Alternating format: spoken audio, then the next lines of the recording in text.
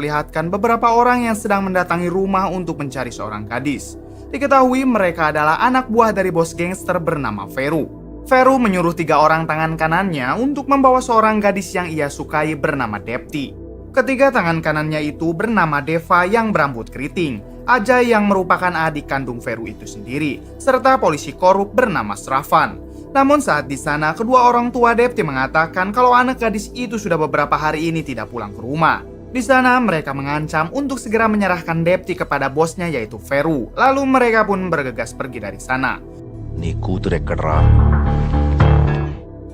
Setelah memastikan mereka pergi, kedua orang tua Depti pergi ke ruangan samping yang ternyata mereka menyembunyikan Depti di sana.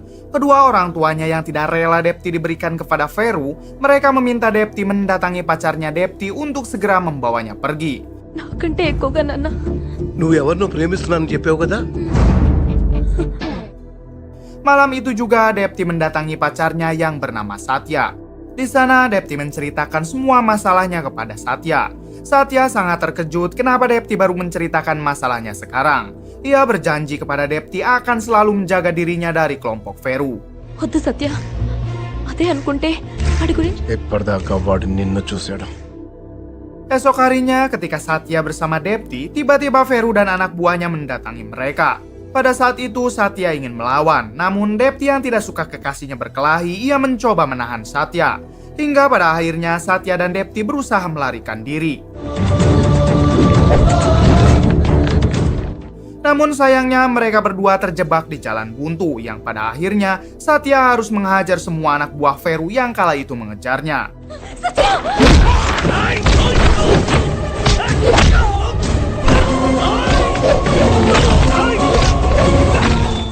Setelah itu Depti memohon kepada Satya agar membawanya pergi jauh karena Depti yakin kelompok Veru akan terus memburunya. Malam harinya Satya dan Depti memutuskan untuk pergi dari kota tersebut. Namun saat itu mata-mata Veru berhasil mengetahui kalau Depti akan kabur. Mereka pun langsung mengadu kepada Veru yang kala itu Veru dan anak buahnya sedang bersama kedua orang tua Depti. Veru yang mengetahui kalau kedua orang tuanya telah berkhianat, ia pun langsung menghabisi mereka.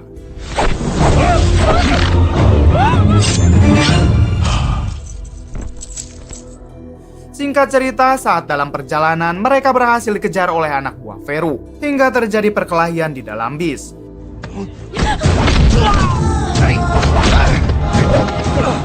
Hingga pada saat itu, Depti berhasil ditodong oleh Deva, salah satu tangan kanan Veru. Satya memohon kepada Deva untuk tidak menghabisi kekasihnya, namun Deva tetap menghabisi Depti di depan mata Satya.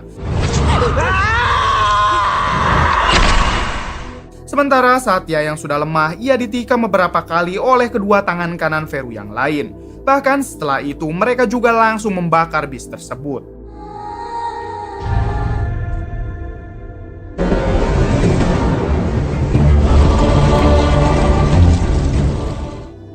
Esok harinya para medis dan polisi mengolah TKP kejadian tersebut hingga mereka menemukan tubuh Satya yang sepertinya masih hidup.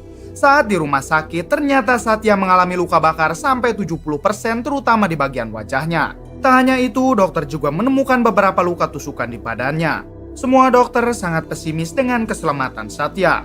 Namun seorang dokter senior bernama Sailaja berkeyakinan kalau Satya bisa diselamatkan. Ia melihat Satya seperti berusaha untuk tetap hidup.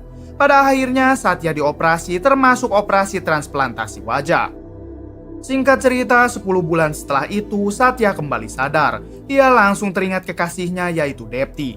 Sailaja dan para dokter di sana berusaha menenangkan Satya. Di sana, Sailaja mengatakan kalau dirinya sudah memberi kehidupan yang baru untuk Satya. Setelah perban itu dibuka dan Satya melihat cermin, ia sangat kaget dengan wajahnya yang kini sudah berubah menjadi wajah orang lain. Dokter Sailaja meminta Satya untuk beristirahat beberapa hari dan ia akan memberitahu sesuatu hal kepadanya. Namun esok harinya ternyata Satya malah kabur dari rumah sakit tersebut. Satya hanya memberikan selembar kertas dengan bacaan terima kasih kepada semua dokter yang telah merawatnya. Satya yang terus memikirkan kematian kekasihnya itu, ia bertekad untuk membalaskan dendamnya kepada Veru dan ketiga tangan kanannya. Sebelum itu, Satya terlihat mengawasi seluruh gerak-gerik kelompok Veru. Setelah itu ia bergegas pulang ke rumahnya, yang ternyata rumahnya kini malah ditempati oleh seseorang. Orang itu bernama Sueb. Sueb sendiri ternyata seorang tunawisma yang tinggal di rumah Satya karena ia berpikir kalau Satya telah meninggal.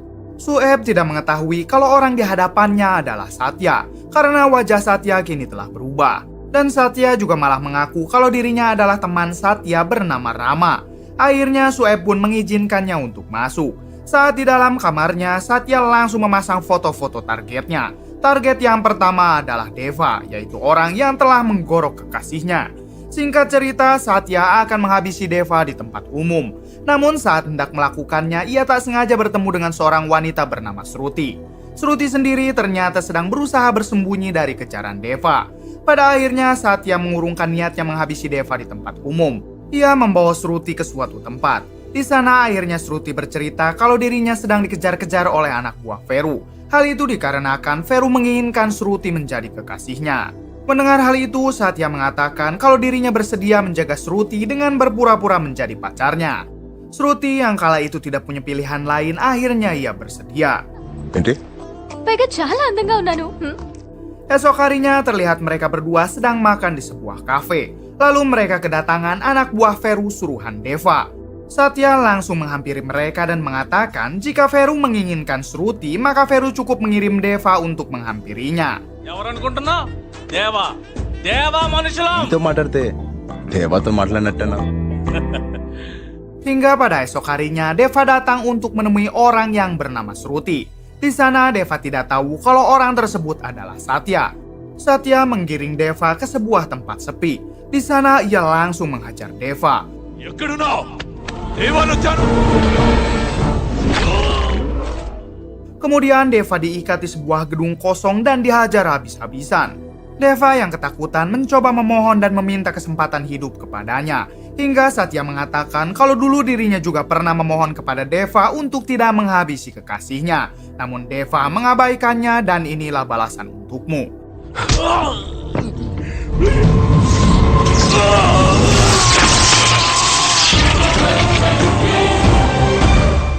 Di sisi lain, Veru mendapatkan kiriman sebuah amplop yang ternyata foto Deva dengan tulisan angka 1. Tak lama kemudian ia juga dikabari para polisi kalau Deva sudah tewas disetrum di sebuah gedung kosong. Di sana kepala polisi akan berusaha mengusut kematian Deva. ఏంటది నీకు తెలియదేముంది వీరు Beberapa hari kemudian Satya menghampiri polisi Sravan. Yang kita tahu Sravan merupakan polisi yang menjadi tangan kanan Veru. Di sana Satya berpura-pura ingin mencari seorang wanita yang telah hilang 10 hari yang lalu. Saat Sravan melihatnya, ternyata foto tersebut adalah Depti, orang yang telah mereka habisi 10 bulan yang lalu. Sravan yang sangat terkejut langsung ke belakang untuk mengabari Veru. Di sana Veru menyuruh Sravan untuk menangkap orang tersebut. Namun saat itu Satya sudah keluar untuk segera pergi. Saat itu juga Sravan berusaha mengejar Satya sendirian. Satya menggiring Sravan ke sebuah mall. Kemudian saat di lift, Satya langsung mengajarnya. Sravan sempat bertanya siapakah dirimu. Di sana ia jujur kalau dirinya adalah Satya. Kemudian tak pikir panjang Satya langsung menghabisinya. Tak berselang lama kepala polisi dan anak buahnya datang ke sana. Kepala polisi bertanya kepada semua orang siapa yang melihat pelaku pembunuhan tersebut. Saat itu juga Satya mengacungkan tangannya. Lalu Satya dibawa ke kantor polisi untuk membuat sketsa wajah pelaku tersebut. Dan ternyata pada saat itu Satya membuat sketsa wajahnya sendiri sebelum melakukan operasi. Di sisi lain, Veru juga mendapatkan kiriman foto Sravan dengan bertuliskan angka 2. Lalu kepala polisi menghampiri Veru. Ia memberikan sketsa wajah pelaku pembunuhan anak buahnya. Veru tentu sangat kaget karena sketsa wajah itu adalah Satya. Setelah itu Veru mendatangi rumah Rama karena ia tahu kalau Rama adalah orang yang membuat sketsa wajah Satya. Veru tentu tidak tahu kalau Rama sebenarnya adalah Satya. Ia meminta kepadanya jika melihat Satya maka cepatlah beritahu mereka. Satya yang masih mengaku Rama, ia mengatakan kalau target selanjutnya adalah dirinya. Hal itu tentu membuat Veru sedikit ketakutan. Target selanjutnya sebenarnya adalah Ajay. Ajay adalah adik kandung Veru itu sendiri. Di suatu kesempatan, Shruti yang sangat terobsesi menjadi seorang aktris, Satya memperkenalkannya kepada Sueb. Sueb ternyata sudah diminta Satya untuk berpura-pura menjadi sutradara. Di sana Sueb meminta Shruti untuk berakting kepada pria yang tak dikenal yaitu Ajay. Satya menghampiri Ajay dan mengatakan kalau wanita yang ada di bawah sangat menyukai Ajay. Ajay yang merupakan jomblo bulukan langsung sangat senang karena ternyata masih ada wanita yang menyukainya. Hari demi hari Ajay semakin dekat dengan Shruti. Di sisi lain ternyata hal tersebut diketahui oleh Veru yang kita tahu Veru juga menyukai Shruti. Hingga di suatu malam Ajay dan Satya bertemu. Ajay tentu tidak tahu kalau di hadapannya adalah Satya. Di sana Satya menghasut Ajay untuk menghabisi Veru kakaknya. Karena jika Ajay menghabisi Veru, ia akan mendapatkan Shruti dan juga kekuasaan yang dimiliki kakaknya itu. అన్నయ్యకి భయపడి నేను అమ్మాయిని వదిలేస్తే నేను ప్రేమించిన అమ్మాయి పోతే Ajay yang berhasil terhasut, ia bergegas pulang untuk menghabisi Veru. Saat ia menembakkan senjatanya, ternyata itu bukan Veru melainkan hanya sebuah bantal. Dan Veru ternyata sudah mengetahui niat Ajay dari pesan singkat yang dikirim oleh Satya. Di sana Veru sangat marah karena adiknya tega ingin menghabisinya demi seorang wanita. Padahal Veru siap mengalah jika memang Ajay menginginkan Shruti. Namun karena ulahnya itu, Veru langsung menyuruh anak buahnya yang lain membawa Ajay untuk segera dihabisi. Saat sedang duduk santai, tiba-tiba ia melihat sebuah amplop yang saat dibuka ternyata foto Ajay dengan tulisan angka 3. Lalu tiba-tiba ponselnya berdering yang ternyata yang menghubunginya adalah Satya. Satya mengatakan kalau dirinya lah orang yang telah menghabisi kedua anak buahnya. Dan sekarang ia sudah berhasil menghabisi Ajay dengan cara menjebaknya. ఇప్పుడు నీ తమ్ముడిని నేను చంపట్లేదు. Saat itu juga Veru langsung bergegas ke tempat eksekusi Ajay. Saat mencoba menghubungi anak buahnya, ternyata tidak ada satupun yang bisa dihubungi. Hingga saat Veru sampai, ternyata Ajay baru saja dihabisi. Lalu Satya menghubunginya lagi, yang mengatakan kalau begitulah rasanya kehilangan orang yang sangat ia cintai. దమ్ముంటే ముందుకు రారా ఆ బాధ ఎలా ఉంటుందో ఇప్పుడు అర్థమైందా? Esok harinya ia mendatangi bar untuk mencari Shruti. Karena Veru menganggap kalau Shruti pasti tahu keberadaan Satya. Di sana Veru menyuruh anak buahnya yang lain untuk menunggu di luar. Lalu tiba-tiba Satya datang. Veru baru sadar kalau Rama ternyata adalah Satya. Ia pun langsung dihajar oleh Satya hingga pada akhirnya Satya menghabisinya dengan melemparnya dari atas gedung.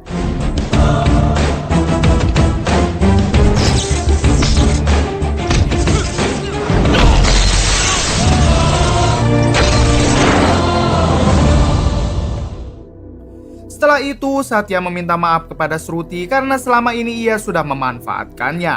Namun Shruti menjawab harusnya ia yang berterima kasih karena berkat Satya kini ia terbebas dari kelompok Veru. నా అవసరం కోసం నేనే నీకు థ్యాంక్స్ చెప్పాలి.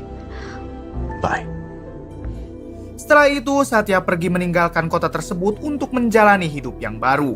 Namun saat dalam perjalanan, tiba-tiba ada orang yang ingin menghabisinya.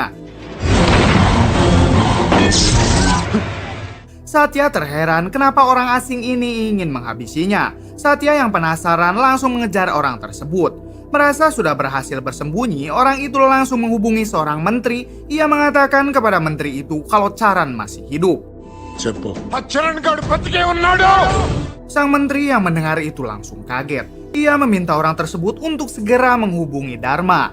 Saat orang itu mengabari Dharma kalau Charan masih hidup, ia juga sangat kaget. Saat itu juga ia mengirim anak buahnya untuk segera menghabisi Charan. Satya sendiri akhirnya menemukan persembunyian orang itu. Lalu ia kembali mengejarnya. Namun sayangnya orang tersebut malah tertabrak mobil hingga tewas.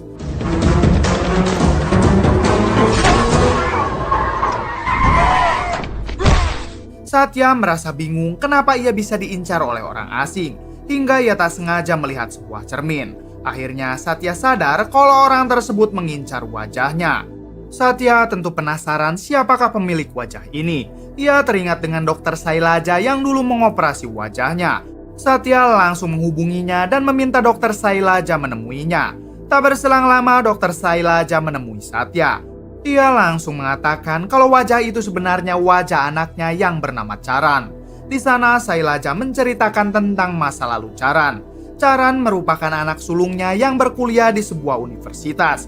Ia juga mempunyai beberapa teman dekat yang selalu bersamanya. Charan mempunyai seorang pacar bernama Manju. Namun kehidupan Charan mulai berubah semenjak ada pemberitaan di sebuah surat kabar. Surat kabar itu menjelaskan kalau ada sebuah pemukiman kumuh yang tanahnya diincar oleh seorang pengusaha yang melibatkan seorang menteri dan mafia besar bernama Dharma. Dharma merupakan seorang mafia kelas kakap yang diutus menteri dan pengusaha untuk memaksa para warga menjual tanahnya. Namun karena surat kabar tersebut sudah tersebar luas, menteri itu mendatangi Dharma yang kala itu sedang menyuapi anak perempuannya yang merupakan seorang disabilitas. Si menteri marah kepada Dharma, kenapa wartawan sampai ada yang berani mengusik Dharma. Ia meragukan kekuatan Dharma yang katanya mafia penguasa di daerah tersebut. Dharma yang tidak mau dianggap remeh, ia langsung mengirim anak buahnya untuk segera menghabisi wartawan tersebut. మనిషిలో ఉండే భయాన్ని నమ్మొచ్చు అన్నా వాడు ఆ ఏరియాలోనే చావాలి. Saat itu juga anak buah Dharma mendatangi wartawan itu dan langsung menghabisinya. లోపలికి వెళ్ళరా ఎందుకు నాన్న లోపలికి వెళ్ళని చెప్తున్నానా Ternyata wartawan itu juga tinggal di pemukiman kumuh yang tanahnya akan dibeli paksa oleh komplotan Dharma dan si menteri. Para warga di sana hanya diam karena mereka takut berurusan dengan komplotan Dharma. Ternyata salah satu teman Charan yang bernama Sasang juga tinggal di pemukiman tersebut. Pada saat itu Charan dan temannya yang lain kebetulan ingin main ke rumah Sasang. Namun di sana Charan malah melihat seseorang sedang sekarat dibiarkan begitu saja. Ia langsung berusaha untuk menolongnya, namun temannya yang bernama Dayat berusaha menahannya. Karena Dayat tahu kalau mereka adalah komplotan Dharma yang sangat berbahaya. Sementara wartawan itu akhirnya meninggal. Terlihat anak dan istrinya menangis namun tidak bisa berbuat apa-apa. Malam harinya, para warga di sana dipaksa untuk segera menandatangani penjualan tanah mereka kepada Dharma tanpa diberi uang sepeser pun. Para warga yang ketakutan dan tidak berani melawan akhirnya menuruti anak buah Dharma untuk menandatangani surat tersebut. Tiba-tiba Sasang datang ke sana dengan Charan dan temannya yang lain. Setelah mengetahui tanah pemukimannya akan dijual, Sasang tidak terima kalau dirinya harus diusir begitu saja di tanah kelahirannya. Saat itu juga Charan memberi semangat kepada para warga agar para warga itu mau melawan dan jangan diam saja saat ditindas. Namun ayah Sasang menjelaskan kalau mereka tidak akan mampu melawan kelompok Dharma. Ia malah meminta Charan untuk tidak ikut campur dengan masalah ini. ఎదిరించి అంత లేదయ్యా మాకు మీరు ఇంకా బ్రతికే ఉన్నారని అనుకుంటున్నారు. Esok harinya Sasang nekat datang ke rumah Dharma sendirian. Di sana ia memohon kepada Dharma untuk tidak memaksa para warga menjual tanah kepadanya. Namun Dharma malah langsung menendang Sasang. Di sana Sasang marah sembari mengatakan kalau hari ini ia datang sendiri. Tapi suatu hari nanti ribuan warga yang akan datang ke sini untuk menghancurkan Dharma. Namun saat itu juga Dharma langsung menghabisi Sasang.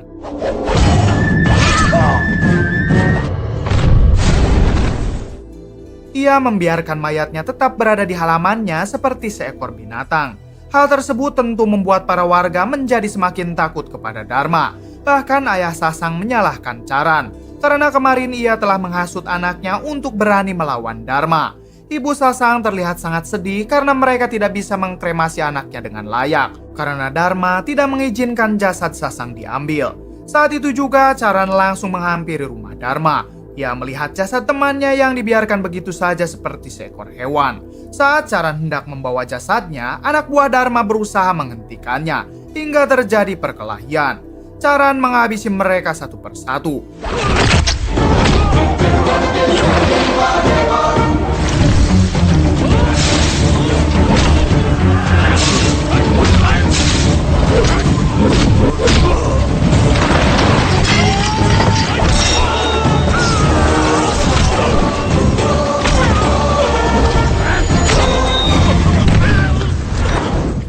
Setelah anak buahnya berhasil dihabisi, ia menghampiri Dharma. Ia mengancam Dharma untuk tidak berbuat seperti itu lagi. Kemudian ia membawa jasad Sasang untuk diantar kepada keluarganya. Hingga Sasang bisa dikremasi dengan layak serta surat yang ditandatangani kemarin juga ikut mereka bakar. Mengetahui misinya gagal oleh Charan, Dharma berencana akan menghabisi orang-orang terdekat Charan. Rai. Esok harinya, Charan dan anak buahnya berpencar untuk menyandra Dr. Sailaja ibunya dan Manju pacarnya. Serta Dharma juga mengirim anak buahnya untuk mengacau di area pemukiman kumuh tersebut. Setelah itu, Dharma menghubungi Charan dan menjelaskan semuanya. Caran tentu bingung mana yang akan mereka selamatkan lebih dulu, para warga, ibunya, atau pacarnya. Namun tak berselang lama, anak buah Dharma yang ada di rumah menghubunginya. Ia mengatakan kalau Caran sekarang berada di rumah Dharma. Ia sedang bermain bersama anaknya. Hal itu tentu membuat Dharma menyerah. Ia takut kalau Caran menghabisi anaknya. Akhirnya ia membebaskan ibunya, pacarnya, serta para warga. Setelah itu Caran menghubungi Dharma. Ia mengatakan kalau para warga sekarang tidak ada yang takut kepada Dharma. Hal itu tentu langsung ingin dibuktikan oleh Dharma. Caran berusaha membangkitkan semangat para warga untuk melawan ketidakadilan. Di sana Dharma menantang mereka semua untuk maju. Hingga ayah Sasang menghampiri dan langsung menendangnya. Bahkan anak wartawan langsung menimpuknya dengan batu. Setelah itu orang-orang kini berani melawan kelompok Dharma yang selalu saja menindas mereka. Hingga para warga hendak menghabisi Dharma. Namun Caran malah mencegahnya. Ia memberi kesempatan terakhir untuk Dharma agar ia tidak mengganggu lagi para warga. Patikipo. Dharma pun kembali dengan rasa malu. Ayah Sasang berterima kasih kepada Caran yang sudah membuat mereka berani melawan. Dan mulai sekarang mereka berjanji akan terus melawan kelompok Dharma. Malam harinya Dharma ditemui oleh si pengusaha. Di sana ia meminta uangnya dikembalikan karena Dharma dianggap tidak becus menangani para warga yang tanahnya akan ia beli. Si menteri yang juga ada di sana akhirnya menyarankan Dharma agar segera menghabisi Caran. Karena jika Caran sudah dihabisi, maka mereka akan dengan mudah merebut tanah pemukiman tersebut. Malam itu juga Dharma yang mendapat info kalau Caran sedang keluar kota untuk menghadiri acara pernikahan temannya. Ia langsung memerintahkan anak buahnya bergegas untuk menghabisi Caran. ఆడు వైజాగ్ నుంచి ఎప్పుడు తిరిగొస్తున్నాడో. Di sisi lain, Caran sendiri hendak pulang ke kota asalnya setelah menghadiri acara pernikahan temannya. Ia pulang berdua bersama Dayat. Ternyata saat itu Caran menaiki bis yang sama dengan Satya. Saat di tengah jalan, bis mereka ternyata dihentikan oleh kelompok Dharma, bukan kelompok Veru. Caran meminta Dayat untuk menunggu sementara dirinya akan menghabisi kelompok Dharma. Namun tiba-tiba ia ditikam oleh Dayat, sahabatnya sendiri. Dayat mengatakan kalau dirinya sudah bergabung dengan kelompok Dharma karena Dharma menjanjikan dirinya bisa ikut ke dunia politik. Caran tidak membalas Dayat, ia langsung turun dan menghabisi anak buah Dharma. Hingga perkelahian pun terjadi.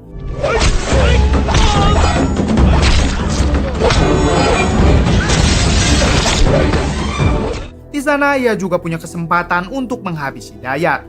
Namun Caran tidak tega jika harus menghabisi sahabatnya sendiri. Tiba-tiba Dharma dari belakang langsung menikamnya lagi. Di sini Caran masih bisa bertahan, ia akan membalas Dharma. Namun dari belakang sahabat tololnya malah menusukkan pisaunya kembali ke tubuh Caran. Akhirnya Caran tewas saat itu juga.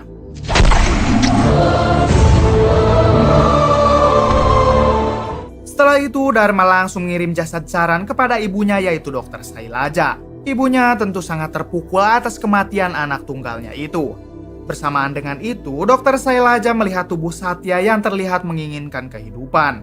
Yang pada akhirnya Dr. Sailaja mengoperasi Satya dengan menukar wajahnya. Hal itu Dr. Sailaja lakukan agar perjuangan anaknya membela para warga tidak berhenti sampai di sana. Hingga saat Dr. Sailaja hendak menjelaskan semuanya kepada Satya, Satya malah melarikan diri dari rumah sakit. Satya yang tersentuh mendengar perjuangan Caran, ia meminta Dr. Sailaja untuk mengantarkannya ke pemukiman tersebut. Di sana orang-orang yang menganggap kalau itu Caran, mereka senang karena pahlawannya kini telah kembali. Saat itu juga kelompok Dharma datang ke sana. Namun saat mereka melihat Caran masih hidup, mereka langsung bergegas untuk kabur.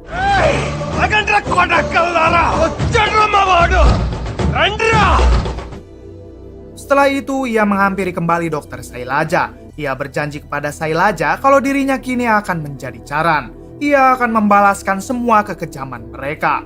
Mi Caran lagi batukta. Diawali dengan mendatangi Dayat yang kali itu akan menyalonkan diri sebagai kepala daerah. Dayat yang melihat kalau Caran masih hidup, ia langsung ketakutan. Kemudian Dayat mendatangi rumah Dharma lalu mengatakan kalau Caran ternyata masih hidup. Tak berselang lama Caran datang ke sana. Ternyata Caran datang dengan ribuan warga yang dulu sering ditindas oleh Dharma. Mereka langsung menghancurkan kediaman Dharma dan menghabisi semua anak buahnya. Namun saat Charan akan menghabisi Dharma, ternyata ia sudah menyandra ibunya. Tiba-tiba dari belakang Dharma ditikam oleh Dayat. Dayat yang mempunyai jiwa pengkhianat ternyata sebelumnya sudah ditemui oleh Charan. Charan menjanjikan kehidupan jika Dayat bisa menghabisi Dharma. Namun saat itu juga Dharma berhasil menikam leher Dayat hingga tewas. Dharma yang masih bisa bertahan, ia mengambil pedang lalu menyerang Charan. Sayangnya pedang itu malah menusuk ke perut si menteri. Kemudian Charan menendang mereka berdua. Saat itu juga para warga bergotong royong untuk menghabisi Dharma. Kemudian Dr. Sailaja meminta Satya untuk menjalankan satu tugas lagi, yaitu menemui Manju.